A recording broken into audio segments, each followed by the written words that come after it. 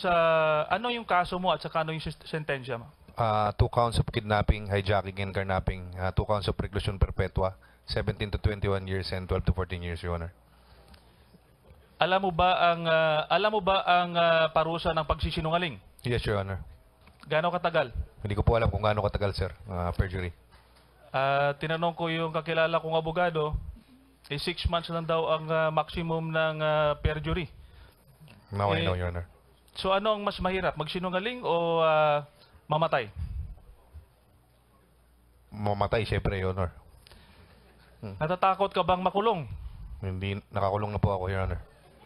Iyon nga ang punto, hindi ka natatakot na makulong dahil sa pagsisinungaling, pero natatakot kang gipitin ang buhay mo o mamamatay ka. Tama po ba? Tama, Your Honor. That's all for me, Mr. Chairman. Thank you very much. Thank you. We now recognize Congressman Gonzaga. Thank you po, Mr. Chair. My question will be directed to the NBI, particularly the Deputy Director who conducted the lie detector test. NBI who conducted the lie detector test. Wala siya dito. Si Deputy Director de Guzman, si... Your Honor, Director de Guzman is the chief of the panel or the committee that leads the investigation of alleged proliferation of illegal drugs at the NBP. At any rate, sir, I would just like to ask Deputy Director.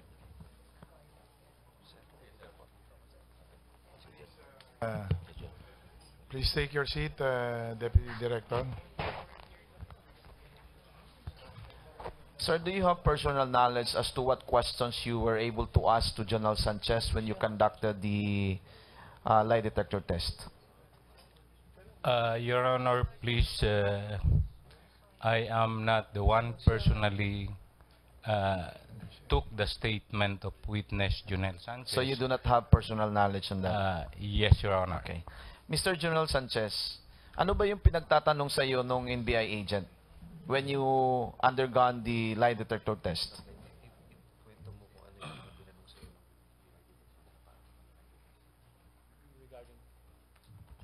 Regarding po dun sa statement ko po, sir. Regarding doon sa affidavit mo? Yes, sir. Hindi ka tinanong doon sa lie detector test na sweetie ka ba ni Secretary De Lima? Wala po sa statement ko yun, sir. Hindi ka rin tinanong kung tumanggap ka ng pera from JV Sebastian in the amount of 2 million pesos. Wala po rin po yun. So hindi ka na, you did not undergo lie detector test as far as that questions are concerned. Opo, Your Honor. Thank you po. My next question would be directed to the distinguished Secretary Aguirre po. Sir. Sir. Yes, Mr. Chair. There were witnesses in the person of Colango, Martinez, Pacho, at iba pa. Sinasabi nila na the king of the king of drug lords in the Bilibid is JV Sebastian. Opo, yun po ang sinasabi nila, Mr. Chair. And they are all your witnesses, right? Actually, I could not say that they are all my witnesses. They were required, I was required by the House Committee to bring them all. But they are never our witnesses. As a matter of fact, I've never took part in the taking of their statements. Okay po, thank you very much for the very clear answer po. JV Sebastian, you are not a witness of the DOJ, right? Yes, Your Honor. Thank you po. Mr. JV Sebastian, sinabi mo kanina that you were involved in the illegal drug trade. Yes, Your Honor. Nag-aangkat ka lang ng shabu Yes, Your Honor. from Chinese nationals. Yes, Your Honor. Sino po yung principal mo? I cannot mention, Your Honor. Parang delikado eh. Kasi hindi ko alam kung saan ako i-relocate after this eh. Lahat naman sila, yung lahat ng mga witnesses may sinasabi. And you are here trying not to mention any one of them. Are you telling that to this committee?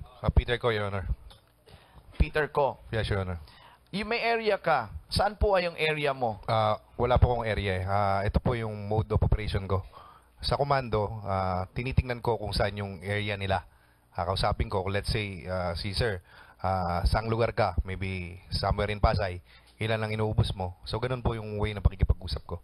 So wala kang area. Kumbaga, angkat ka lang, hanap ka Opo. ng Opo. isang Filipino na siya yung magiging Opo. direkta doon sa labas ng bilibid. Yes, Your Honor. Sinabi mo tumatanggap ka ng pera out from that transaction of trading drugs, Yes, right? Your Honor.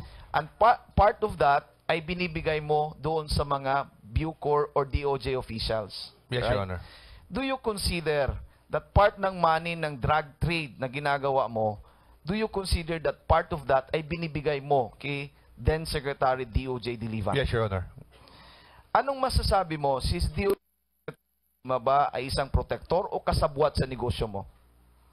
May mas okay na protector eh. Ganun ang dating eh. Protector. Pero lahat na ginawa mo sa illegal drug trade ay alam ni Secretary De Lima. I cannot say that, Your Honor. Alam niya, of course, na galing sa drugs yung pera namin. Dahil wala naman kaming ibang pagkukunan. Bakit sinabi mo na alam ni Secretary De Lima na galing yung pera doon sa illegal drug trade? Wala po kaming ibang pagkukunan ng pera, Your Honor. So, ibig sabihin, lahat kayo na may business sa illegal drug trades na nagbibigay doon sa tao ni Secretary De Lima ay alam niya na galing yan sa drug trades. Yes, Your Honor. That would be all, Your Honor. Thank you. We now recognize Minority Leader Suarez. Thank you, Mr. Chairman.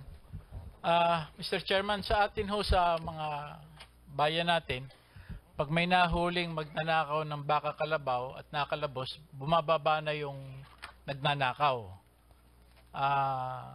Si JB, na ang kaso mo ay carnapping at kidnapping. Yes, Your Honor. So nung mahuli ka, ang assumption natin medyo matitigil yung mga grupo mo kasi nahuli ka, di ba? At supposedly wala kang cellphone sa Muntinlupa, so tigil yung iyong trabaho. 21 years old po ako nung nakulong, Your Honor. Wala po akong grupo. Minsan lang ako napasama, pumalpak pa, nakulong ako. So yung ang point ko lang, pag ikaw ay nasa bilangguan na, ang premise natin bababa ang criminality kasi nakakulong ka na. Yes, Your Honor. Pero dito sa kaso ng drugs, it would appear sa iyong sinasabi na kahit na yung mga drug lord ng malalaki ay nahuli na at nakakulong, tuloy pa rin ang negosyo nila. Yes, Your Honor. For how long? Sa pagkakaalam mo? And worse, Your Honor, yung taong hindi naman involved sa drug trade, pagpasok mo sa loob, may involved ka pa. Hindi, but my question is, yung mga nakakulong na drug lord na nahuli sa drug, ang operation nila sa labas tuloy pa rin. Yes, Your Honor. Matagal na yung nangyayari. Tuloy po, dahil sa cellphone po, Your Honor. Na bawal. Bawal po. Sa makatuwid, dahil sa napakalax ng security, nakakapag-operate sila. Yes, Your Honor. There was an attempt in your life, di ba? Yes, Your Honor. Nasaksak ba? Pinalo ka? Binaril ka? Sinaksak po 12 times, Your Honor. At ginranada last year, Your Honor. Serious attempt yun. Hindi Yes, Your Honor. moro-moro yung pagkakasak. Saan mga tama mo? May, Huwag mo nang pakita, pero... may tubo po ako na katatanggal lang 2 days ago sa dalawang lungs ko po kasi nag-collapse po parehas yan. So papatayin ka talaga. 12 stab wounds po papatayin talaga ako. Thank you. My next question, observation lang ito, Mr. Chairman. Gusto ko lang malaman kay Secretary Aguirre. Mr. Secretary, kung ngayon ay nagkaroon ng concert sa Muntinlupa at ikaw ang Secretary ng Justice, anong gagawin nyo sa head ng Muntinlupa? Yes, siguro po, siyempre, munang explanation. Pero I'm sure Hindi hindi wala mo ng mga maaaring- reprimand, walang tatanggalin ka explanation. agad ninyo. Pag ganun kagrabe, I think it should be removed immediately. Tanggal ka agad.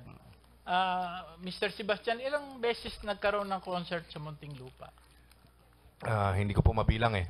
Marami na? Dumating po ako ng 2009. Yan po bang tinatanong nyo ay yung concert ni Herbert Colango, Your Honor? Oo, yeah. Marami po. Marami. Mr. Chairman, yun lang po ang concern ko. Yung pong dami ng concert sa Muntinlupa at hindi alam ng justice at walang ginagawa. Hindi po ba alam ng Malacanang yun? Hindi ko po alam. Yun na nga Ako po po ang ba siguro. tinatanong nyo? Pag Matanong nasa natin Malacanang kung- na po ako, masasagot ko po yan. Siguro, Mr. Chairman, ay wag lang nating ilimit ang ating katanungan sa kaso ni Secretary De Lima at tanong pa natin Sapagkat napaka-brazen hot, napakatapang niya sa ginagawa niya sa paglabag sa batas, ay yung alam naman niya na hindi tama yung ginagawa. Yun lang ho, Mr. Chairman. Minority Thank you Leader, very much. please rest assured that this hearing will not end tonight or tomorrow morning. Magpapatuloy pa po yung subcommittee and or other committees to work on the needed reforms in all of these areas of the criminal justice system. Kaya tuloy-tuloy lang po. Anyway, we now recognize Congressman Belaro, who will have 6 minutes because yung isang nag-giveaway din sa kanya, yung Congressman Bravo. Please proceed. Thank you, Mr. Chair. Good afternoon po sa lahat. All my questions are directed to JB Sebastian. Your Sir, Honor. good morning. Good afternoon po. Good afternoon, Your Honor. Sir, mukhang marami kayong fans. Tulad po ng aking staff, pinapatanong niya kung bago daw ho kayo napunta sa Bilibid, ano daw po ang inyong ginagawa at ano daw po yung inyong course? Customs Administration pero college dropout po ako dahil maaga po ako na-inlove sa aking misis. Salamat po. It also appears that yung affidavit niyo po ay medyo comprehensive. Medyo makapal po siya even. Yes, Your Honor. So, tatanong ko po sa inyo, do you keep a diary or a notebook while in the Bilibid prison? Wala po, Your Honor. Na matandain po talaga ako. So, natandaan nyo lang po ito, based itong mga sinalay sa inyo sa affidavit ninyo. Yes, Your Honor. Medyo natutuwa po ako kasi, in fact, medyo consistent naman po ang mga testimonya ng mga witnesses so far presented. And there is evidence that the money trail all go to Secretary de Lima. I think there is probable cause na pwedeng ma-establish yun. Yes, Your Pero Honor. I'm worried because there are divergence in some points. Gusto ko po kayong i-refer doon sa affidavit ni Arile. Yes, Your Honor. Sabi po ni Arile sa paragraph 5 ng kanyang affidavit, kayo daw po ay asset. Ano po ba ang totoo? Asset po ba kayo or hindi? Kung yung asset niya na i-define natin is like someone na nagbibigay ng secret information secretly, hindi po. I can consider myself as asset dahil nakakatulong po talaga ako sa Bureau of Corrections sa mga panahon na yan. Sa pagkakaalam niyo po ba, merong documentary requirement yung pagiging asset? May pipirmahan ba kayo or meron kayong kailangang i-fill up na form para maging asset Alam ng ko po gobyerno? na meron ganun at wala po ako napirmahan na kahit na Wala anong pa kayong napirmahan ganon. Yes, Your Honor. Doon din po sa affidavit ni Arile, sinabi niya na kayo daw po ang nagmamay-ari ng isang video account. At ito po ay video account number 00031007956 na nakapangalan sa Coco Jewelry Shop. That's possible, Your Honor, at marami pang ibang account na maaaring nagamit ko, Your Honor. Do you confirm po na sa inyo po itong account na ito? Personally, hindi po sa akin yan, but for sure or possible, pwede pong nagamit ko in some other accounts dahil po sa tagal ko na sa drug trade. Sa inyo pong pagkakaalam, kanino po nakapangalan ang account na ito? Hindi ko po alam, Your Honor. Paano naman po, sa inyong pagkakaalam ho, paano na-open itong account na ito? Sino pa nag-open ito? Normal na po sa amin yung bigayan ng bank accounts. For example, si Mr. Chinese guy, nakabili ka sa kanya ng 5 kilos at gusto mo na magbayad, bibigyan kanya ng account. The following day, minsan nagpapalit siya, magbibigay ng bagong account. Kaya kung meron po sigurong 1,000 bank accounts dyan, hindi po tayo magtataka pag na-discover natin. Sa inyo pong, in the course of your stay sa Bilibid Prison po, ilang account number po ang inyong nagamit? Hindi ko na po matandaan sa dami po. Marami na po. Marami Mga po ilan talaga. po kaya, gaano po kaya Hindi, karami? Marami, mga 50 to 100 accounts po. 50 to 100. Opo. Okay po. May I refer you to paragraph 46 of your affidavit, sir? Yes, sir. Ang sabi niyo po doon, May I just interject? Sabi mo maraming bank accounts, ano? Meron kang mga bagay na mga records sa tinago. Meron ka bang naitagong record ng bank account na ito? Baga nautusan ko po siguro yung ibang tao ko sa maximum at pag nautusan ko po, kaya lang po wala po akong access sa kanila ngayon. Baka may mga naitago silang logbooks or cellphones na hindi pa nahuli at meron pang records. For sure, makukuha po natin lahat. Pwede ba nating gawin yon, Bucor Director, Rolly? with the clearance of the SOJ, sir. Secretary Aguirre, pwede ba nating